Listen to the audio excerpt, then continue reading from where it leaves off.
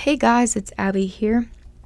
We were sent a cordless soldering iron station kit from SeeSii, and I'm going to go ahead and do a review. I'm going to talk a little bit about the functions that this comes with, some of the unique things about it, and I'm going to show you how you can put it together. So when I opened it up, everything was packaged together, nothing was loose inside. This here is the actual soldering iron and the base that it is in. So there is a holder that you can stick your soldering iron in, and it also has a little sponge under it to clean off your iron.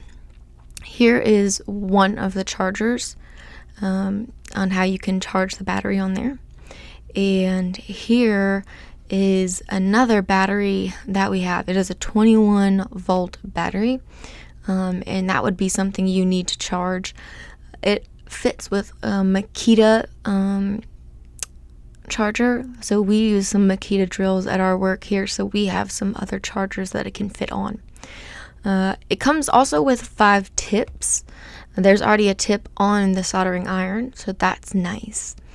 And what else did I pull out? I pulled out 2 helping arms, so those can go on the side of the soldering iron, and we can screw those in and then use that little wrench that they gave us. It has 2 little clips, so I just tap tested them, make sure that they clip, and they do.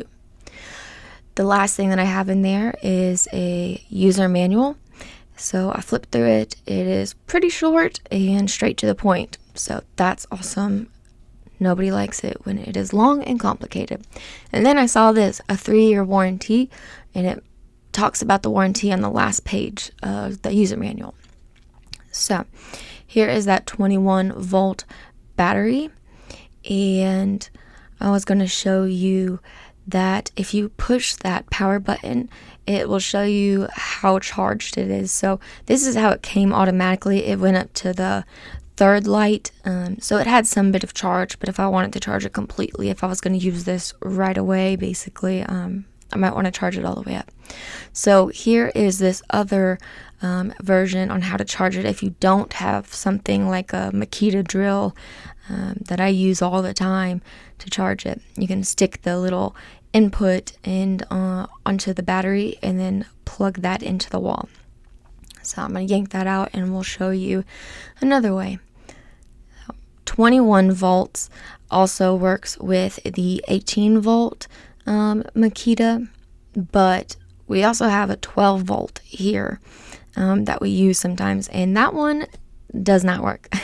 So I wanted to just show you the difference in the sizes, but I wanted to play around, and I did put that 18-volt Makita battery onto the a soldering iron station, and it did turn on. So fun fact there. But nope, don't use that 12-volt battery. And I'm going to show you, we'll just slide that battery onto the bottom of the station, and it sits on there, which I found it very nice that it was kind of just up high, and it's small enough that it's out of the way. It's not taking up a lot of space.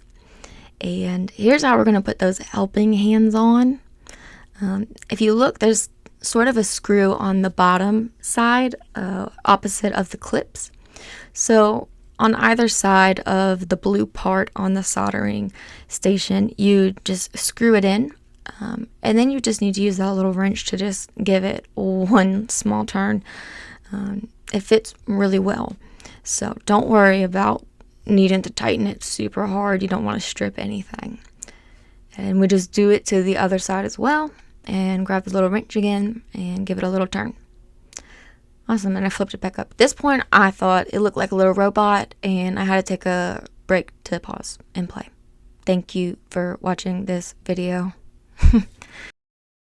Important tip, make sure that you pull off that plastic piece before you start warming any of this up. You do not want that plastic tip to burn. That will be stinky and no good for your soldering iron. Alright, so when we want to turn this on, the buttons are very simple and easy to understand. So we're going to push the power button and hold it, and that will turn it on. If you hold it for another 5 seconds, that turns it off. So the plus and minus button is how you control the temperature, and plus for higher temperature, minus for lower temperature. So something that I do like about this one is that if the soldering iron is inactive, it's just being sat there for 10 minutes, it will go into standby mode by itself. So if it's greater than 392 degrees Fahrenheit, it will drop itself to that temperature, 392. If it is below 392 already, it just stays in standby mode at that temperature, which is cool because it's not just sitting there burning and burning on your soldering iron. But before you go ahead and start using this, you need to clean off the tip and you need to tin your soldering iron to make sure that this is going to be in the best shape for you to start working with. Every time that you are done working with your soldering iron, go ahead and clean it off with a sponge, add a little bit of tin to the tip of your soldering iron, and you can put it away. Wait 15 minutes, they recommend, before you take off the battery for it to cool down. But I hope you enjoyed this review of SeeSii's cordless soldering iron station kit. I'm very excited to start using it. Bye.